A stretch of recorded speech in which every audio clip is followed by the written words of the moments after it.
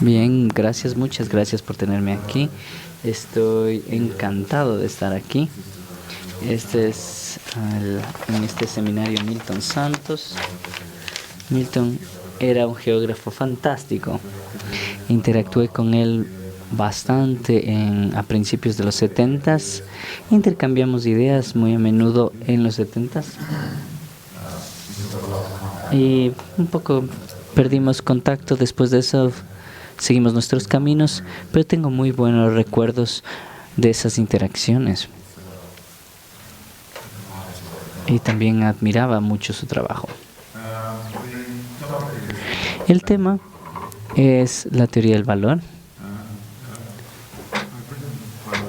Y he escrito mucho sobre Marx,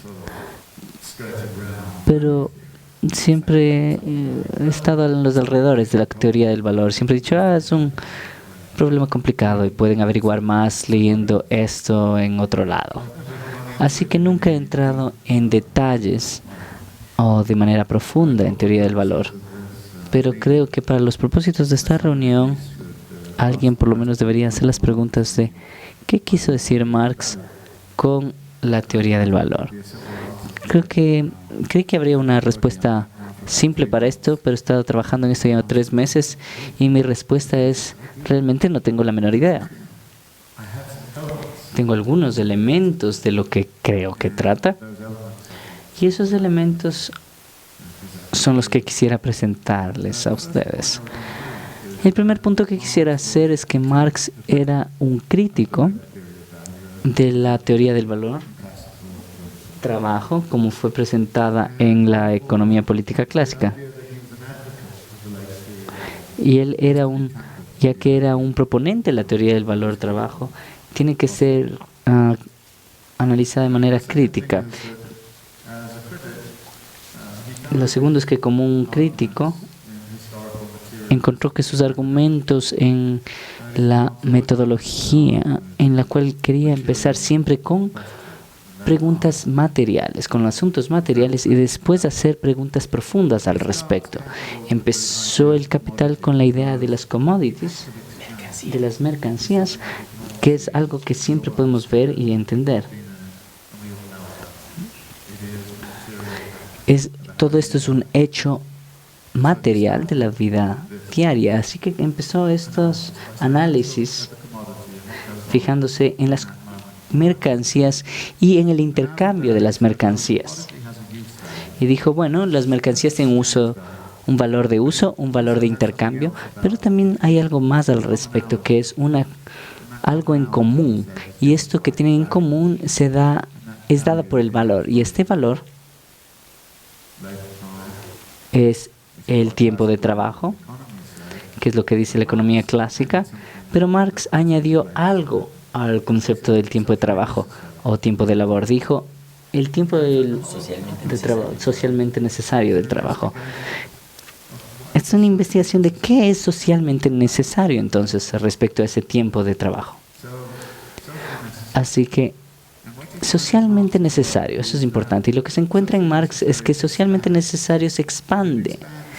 Y se expande por 2 razones. La una es que conforme Marx empieza a hablar respecto a otros procesos, por ejemplo, procesos que trabajan dentro del sistema financiero, entonces retorna al aspecto materialista y hace la pregunta de nuevo, ¿cómo se ve el valor en el contexto de esta actividad material? Y la otra forma en la cual se expande es porque el valor no es una constante, es algo que es variable. El tiempo de trabajo socialmente necesario, y les voy a leer algo, como él lo pone en el Capital, depende de o es determinado por, entre otras cosas. Y cuando Marx dice entre otras cosas, dice entre muchas otras cosas, la verdad, es determinada entre muchas otras cosas por el grado de capacidad, el desarrollo de la ciencia y su aplicación tecnológica, la organización social del proceso de producción, los medios de producción y su y los medios dentro del ambiente. Es decir, el valor no es absoluto, no es un concepto que existe independientemente de otros factores. Y claramente el valor cambia a través del tiempo, a través del espacio, porque por estas condiciones que cambian también a través del tiempo y del espacio. Así que el valor siempre es un término relativo según estas condiciones y estos hechos materiales. Así que creo que esta es la base de Marx en cuanto a teoría del valor. Pero hay algo que ocurre que es que el primer corte de lo que es el valor viene en el contexto del intercambio de mercancías. Dos personas intercambiando una mercancía. Pero después Marx expande las consideraciones y dice, bueno, no me voy a fijar solo en esto, me voy a fijar en otras cosas. Me voy a fijar en la circulación del capital. Y la circulación del capital se fija en el capital en movimiento, valor en movimiento. Y cuando llegamos a este punto, el valor empieza a verse diferente, porque ya no está determinado simplemente por este acto de intercambio. Este acto de intercambio está dentro de esta circulación de capital, pero también está dentro de unas reglas del desarrollo de un producto, de un sistema de producción de capital. Entonces, se empieza con una cierta cantidad de dineros, se compran formas de producción y una fuerza laboral. Esto va dentro de un proceso de producción. Después se produce una mercancía que se vende por más dinero de lo que originalmente se ingresó. Después, con esta parte de ganancias se reinvierte y el sistema expanda. Así que es un sistema de circulación. Así que el valor se mueve y toma diferentes formas. En algún punto tiene la forma de dinero, en algún punto tiene la forma de mercancía, después de un proceso de producción, después de una forma de consumo. Y a través de esta circulación, de este proceso de circulación, empezamos a tener una diferente definición de lo que es el valor. ¿Qué es socialmente necesario para para que se complete el proceso de circulación y para que continúe moviéndose y continúe operando? Y en este punto, la idea de valor se vuelve bastante más compleja. Por ejemplo, cuando empezamos a ver este movimiento, vemos que hay ciertas posibilidades para que se interrumpa este movimiento. ¿Qué sucede cuando alguien ha vendido algo y termina teniendo dinero en su bolsillo y de ahí decide por alguna razón él mantener el dinero en vez de venderlo? Bueno, en ese punto, si se quedan con el dinero, entonces el valor se queda estacionario.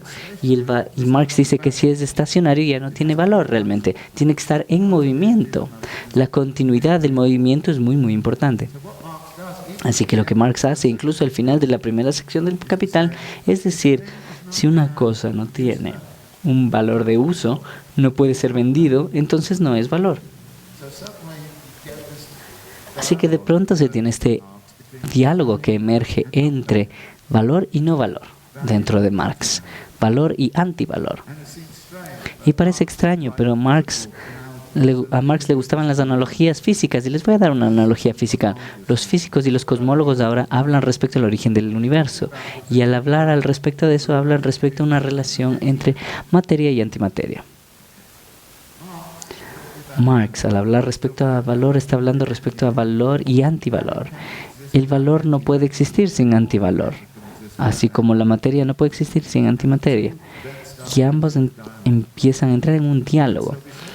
Y así vemos ciertamente la posibilidad de no valor o antivalor que intervienen en el proceso.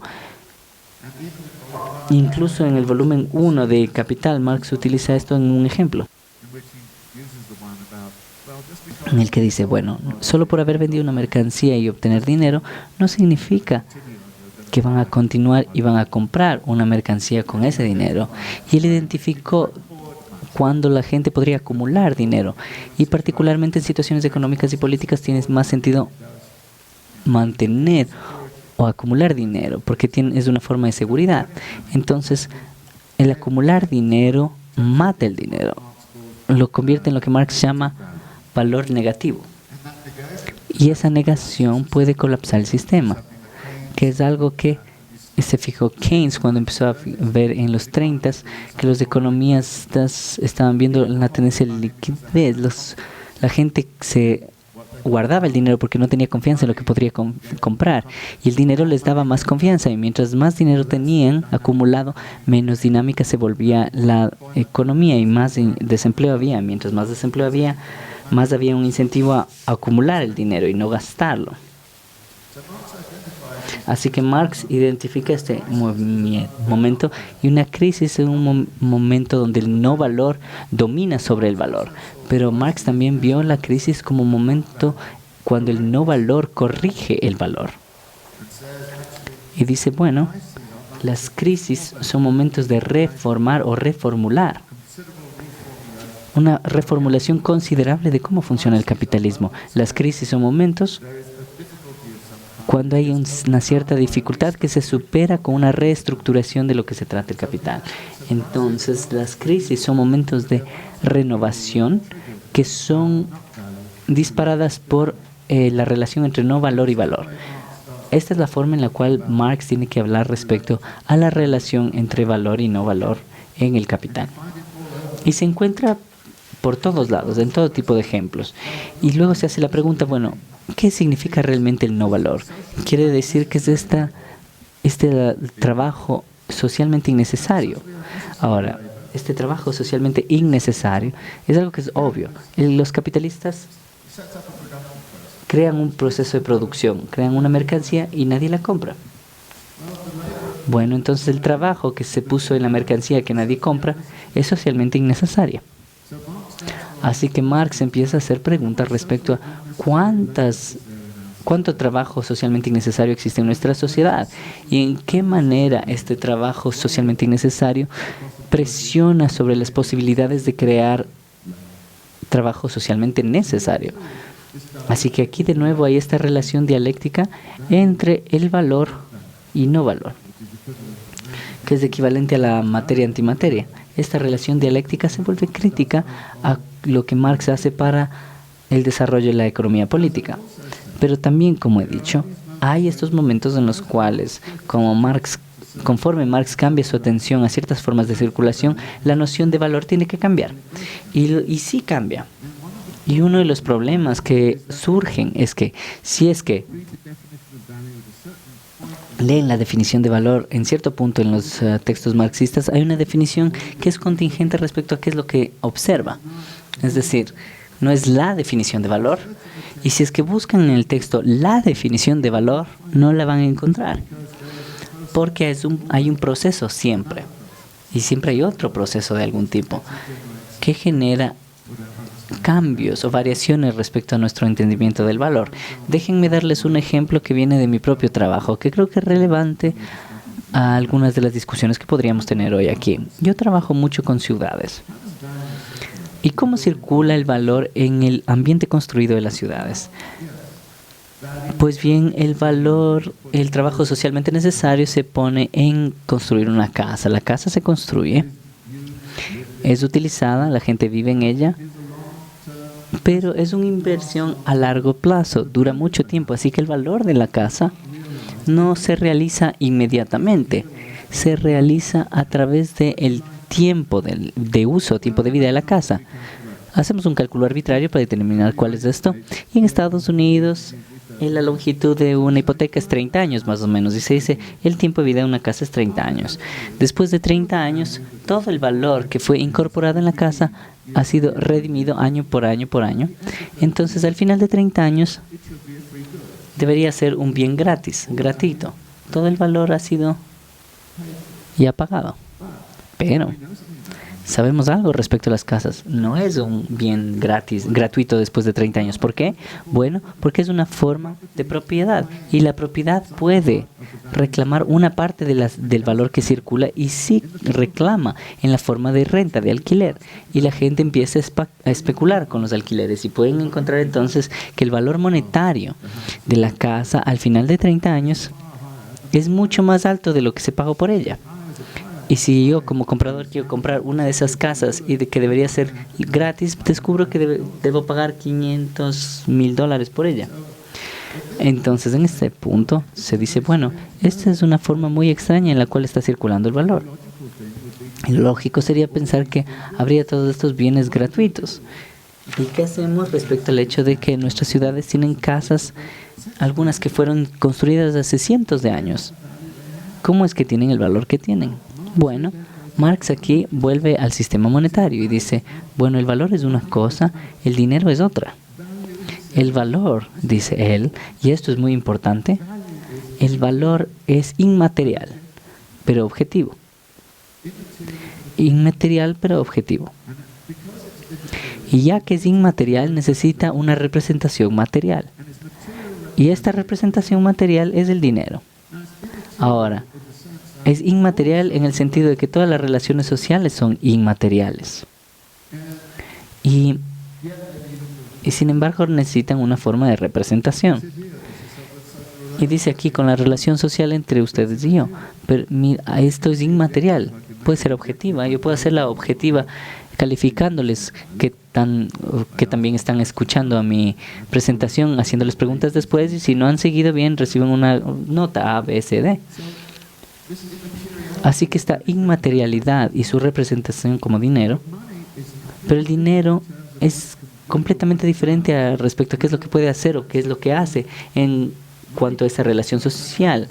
El dinero es bueno representando de una manera material lo que es la relación social de trabajo, pero también miente, también tiene características que les permite hacer a la gente manipularlo de muchas otras formas. Así que los precios no son lo mismo que el valor, los precios del mercado. Marx es muy claro en respecto a esto.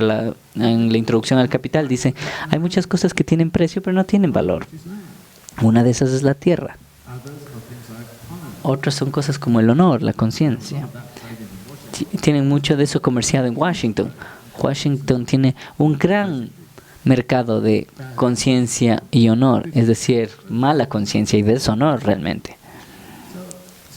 Entonces, la parte del dinero tiene ciertas características, incluyendo el hecho de que los individuos pueden tener derechos de propiedad sobre labor social, simplemente teniendo dinero. Porque el dinero se vuelve una forma de poder social, y como una forma de poder social puede ser utilizada para dominar. Así que tenemos esta relación complicada que entra en el asunto, la pregunta de cómo circula el valor en las ciudades. Circula de la forma de capital fijo que se redime y luego se debería convertir en un bien gratuito porque el sistema de precios interviene y alguien reclama bajo la base de propiedad de que tienen un derecho para ponerle un precio a una casa, cualquier precio que ellos quieran, y el mercado luego comienza a fluctuar basándose en precios ficticios, en el sentido de que no existe una relación ninguna sobre lo que está pasando en el sistema monetario y lo que está pasando en la relación con el valor. Ahora bien, en este punto la economía neoclásica ingresaba y decía, bueno, si es que no existe una relación entre el sistema de precios y los valores, entonces, ¿por qué nos preocupamos de los valores? ¿Por qué no simplemente utilizamos los precios? Y esto estaría bien, excepto que Marx me parece que tiene un argumento muy potente. En cierto punto, él menciona, si es que todos ignoramos el trabajo social que requiere ser ubicado, en cierto punto el sistema de precios realmente se va a volver completamente loco y no habría ninguna restricción sobre el sistema. De muchas formas, lo que hace Marx es decirnos, una crisis es un momento en el cual el valor de las cosas tiene que ser afirmado. Y lo vimos nosotros en el mercado de la vivienda, inmobiliario, los precios iban a cualquier lado y en algún momento alguien dijo, ¿cuál sería el valor real de estas casas? ¿Cuál es el valor real de estas casas? Y luego la pregunta, una vez que se hace la pregunta, de repente el mercado inmobiliario colapsa, los precios caen completamente. Y Marx luego diría, bueno, aquí está el valor de las cosas, que se está reafirmando. Cierto tipo de restricción social se está dando. Y lo mismo se aplicaría cuando Marx habla sobre las formas de no valor. Por ejemplo, una de las formas de no valor que en realidad es necesaria para el capital es lo que Marx llama el trabajo no productivo. El trabajo no productivo venta al detalle, por ejemplo, ¿no es cierto? Este tipo de cosas. Y la distinción entre trabajo productivo y no productivo es bastante importante, porque el trabajo no productivo es lo que no produce valor, pero es necesario. Pero si es que demasiado ingresa en el trabajo no productivo y no hay economía basada en trabajo no productivo, es donde llegamos a una crisis. Lo mismo se aplicaría a cosas como regulaciones estatales. Uno requiere que el Estado regule el sistema de mercado, pero ¿cuánta regulación? Uno podría decir que la regulación estatal es socialmente necesaria, aunque sea no productiva o improductiva. Pero si la burocracia estatal crece y crece y crece, hasta llegar a un punto de que realmente detiene todo, como suele suceder o uno siente en el Ecuador, si no les importa que se lo diga.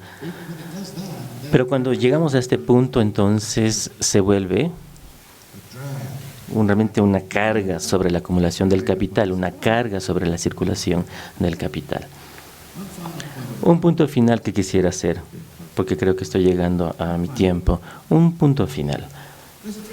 Existe una pregunta muy interesante sobre qué es lo que Marx está tratando de hacer con la teoría del trabajo-valor. Y es el valor-trabajo, porque si nos hacemos esta pregunta, llegamos a cierta noción sobre qué está haciendo esta teoría del valor-trabajo en Marx. Como ya he indicado, la teoría del valor no es una teoría de la formación de precio.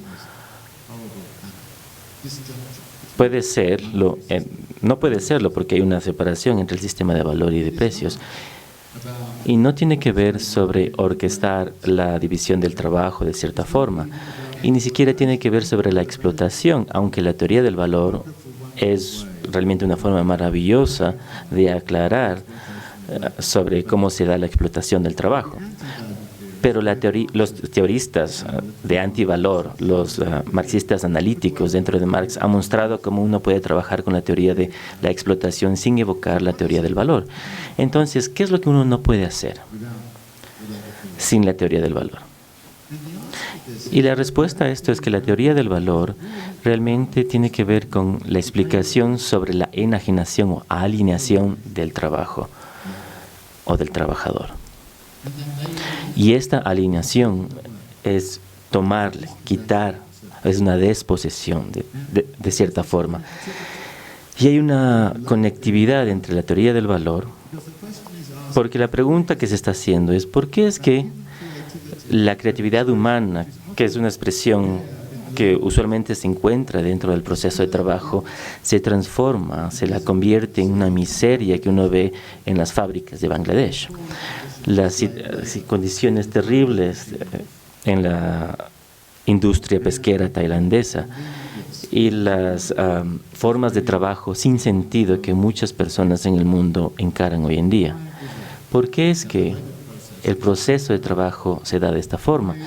¿Por qué es que el tiempo libre de una parte del mundo en realidad se lo ofrece a través de la absorción total del tiempo de trabajo de otra parte del mundo?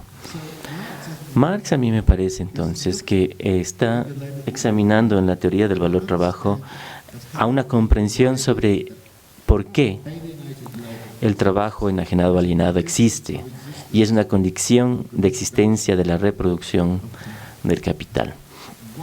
¿Por qué? Si queremos pensar con claridad, y aquí es donde viene la utopía, si queremos pensar en un mundo no enajenado o alienado, donde el tiempo libre se convierte, es parte de la posesión de todos, o lo poseemos todo, entonces si queremos pensar en ese mundo, tenemos que pensar en el reemplazo del sistema de dinámicas de la circulación del capital y del valor. Entonces Marx hace dos cosas. Utiliza la teoría del valor-trabajo para lanzar esta crítica increíble sobre de qué mismo trata la producción capitalista, pero a la vez la utiliza también para iluminar, arrojar luz a varias cosas. Y tenemos que tomar esta iluminación y abordar lo que está pasando dentro de ella. como yo tuve que hacer cuando comencé a hacerme la pregunta, ¿cómo es que circula el valor en el entorno construido de las ciudades? ¿Y por qué es entonces importante pensar en esos términos y no solo en términos del sistema de precios? ¿Por qué al pensar en términos de valor, esto me provee de una herramienta para entender cómo algo como una gran crisis puede desplegarse en el sector de la vivienda? Y a mí me resulta interesante que la crisis del 2007 y 2008 siempre se le describe como una crisis financiera, pero no lo es. Es una crisis de vivienda inmobiliaria, es la forma como el capital estaba circulando en un entorno construido, y ese era el problema.